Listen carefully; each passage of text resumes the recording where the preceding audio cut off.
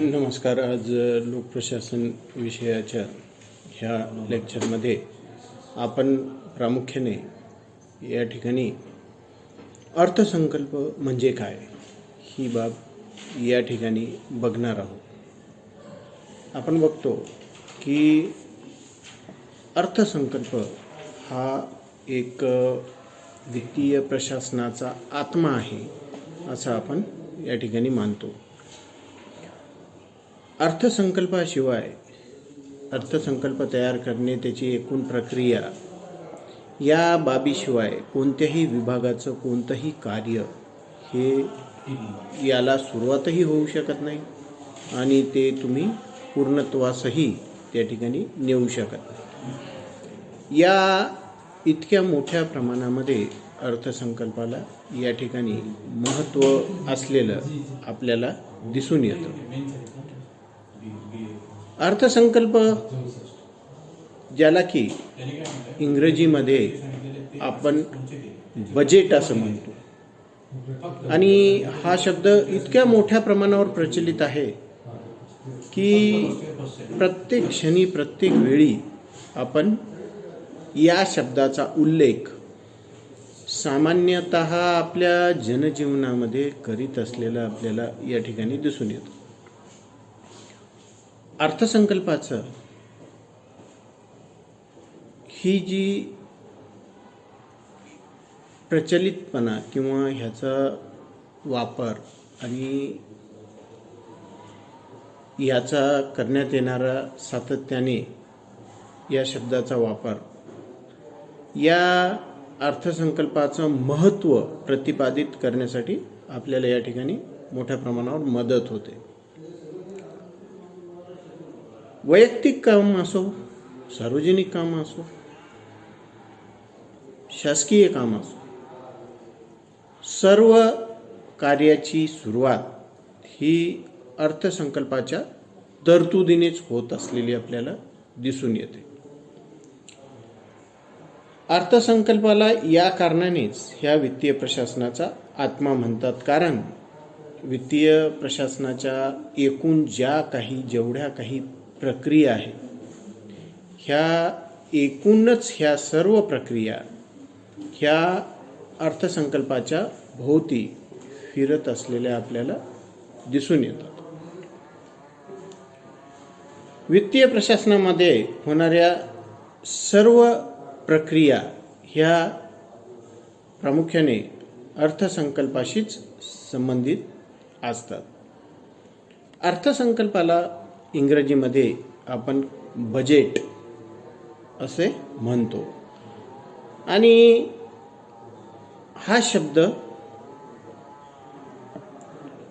या शब्दाची उत्पत्ती जी आहे, ह्या शब्दाची उत्पत्ती ही फ्रेंच शब्द बोगेटपासनं झालेला आपल्याला दिसून येतो आणि खरे तर याचा प्रामुख्याने अर्थ हा एक चामड्याची पिशवी असा फ्रेंचमध्ये होतो.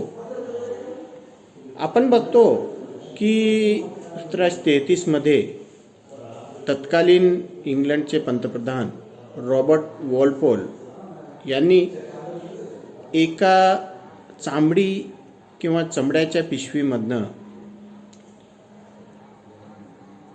त्यावेळेसची वित्तीय योजना बाहेर काढून संसदेसमोर सादर करीत, मी या ठिकाणी बजेट सादर करीत आहे, अशा प्रकारे सर्वप्रथमतः या शब्दाचा प्रयोग केलेला आपल्याला दिसून येतो. तेव्हापासनं शासनाच्या या खर्च व जमेच्या अंदाजांचा अंतर्भाव असणाऱ्या या वित्तीय योजनेला बजेट असे म्हणण्यात येऊ लागले आणि आजतागायत हा शब्द आपण बघतो खूप प्रचलित झालेला आपल्याला दिसून येतो.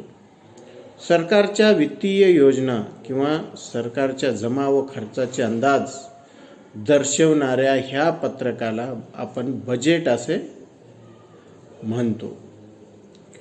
याबाबत लेखक चारवंत अवस्थी व माहेश्वरी यांनी एक मत मांडलेलं आहे. त्यांच्या मते बजेट किंवा अर्थसंकल्प प्रक्रिया ही प्रामुख्याने प्रशासनाचे हृदय आहे.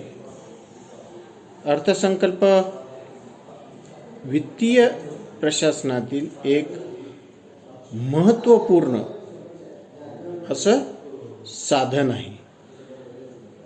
अंदाजपत्रकामध्ये शासनाच्या वित्तीय धोरणाची माहिती ही देण्यात आलेली असते. अंदाजपत्रक हे सरकारचे वित्तीय धोरणाचे प्रशासन व व्यवस्थापन दर्शविते. यामुळे अंदाजपत्रकाला वित्तीय प्रशासनामध्ये मोठ्या प्रमाणावर महत्त्व प्राप्त झालेले आहे. या बजेटमधनं किंवा या अंदाजपत्रकामधनं आपण बघतो की शासनाच्या एकूण वित्तीय धोरणाची पूर्णतः यथोचित अशा स्वरूपाची माहिती आपल्याला मिळण्यास मदत होते. त्याचबरोबर शासनाचे एकूण वित्तीय प्रशासन, वित्तीय व्यवस्थापन या सर्व बाबीची माहिती आपल्याला होत असते.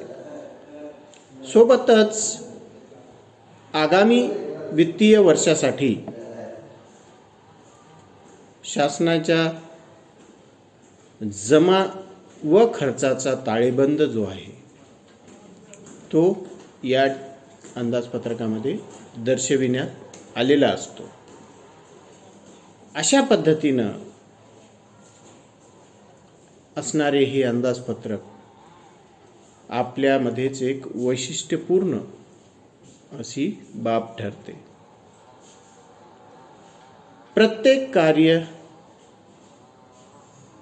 प्रत्येक कार्याचे करण्यात येणारे प्रशासन हे या वित्तीय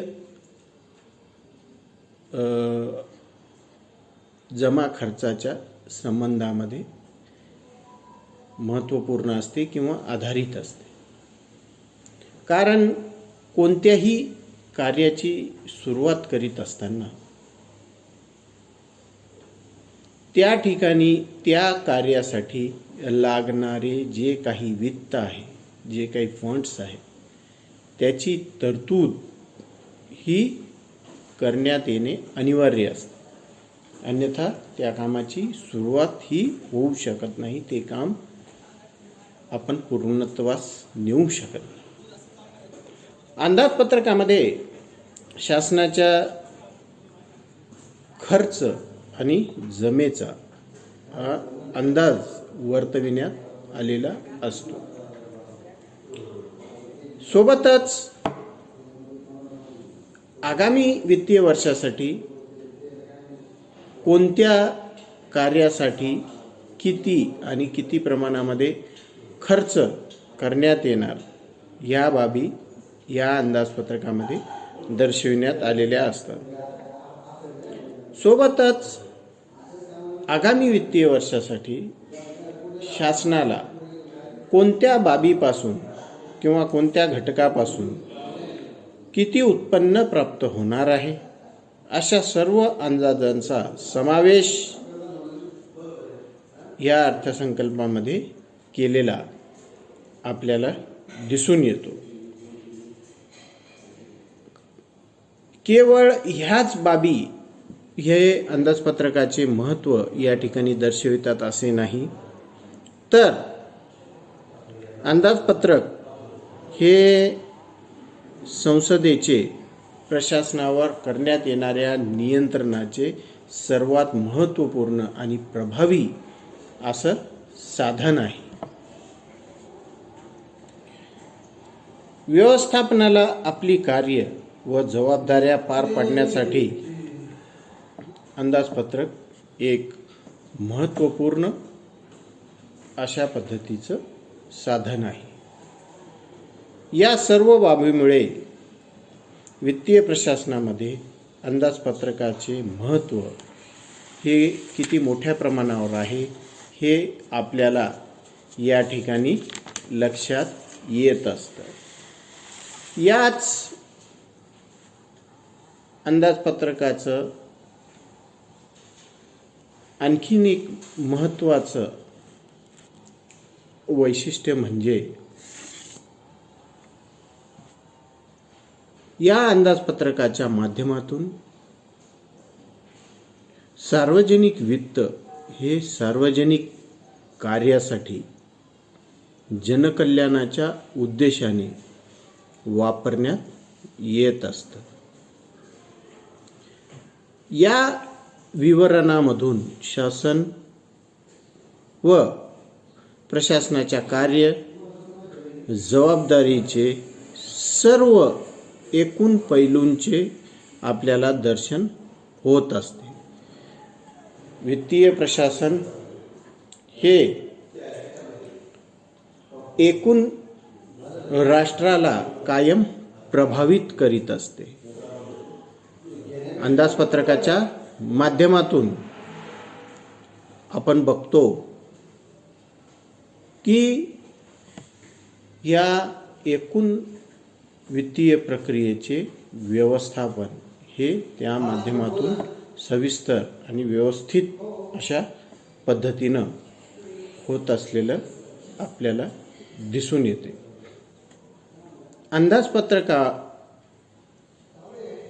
अंदाजपत्रक आणि अंदाजपत्रकाच्या माध्यमातून आपण बघतो की शासनाचे भवितव्य सुद्धा ठरल्या जात असते.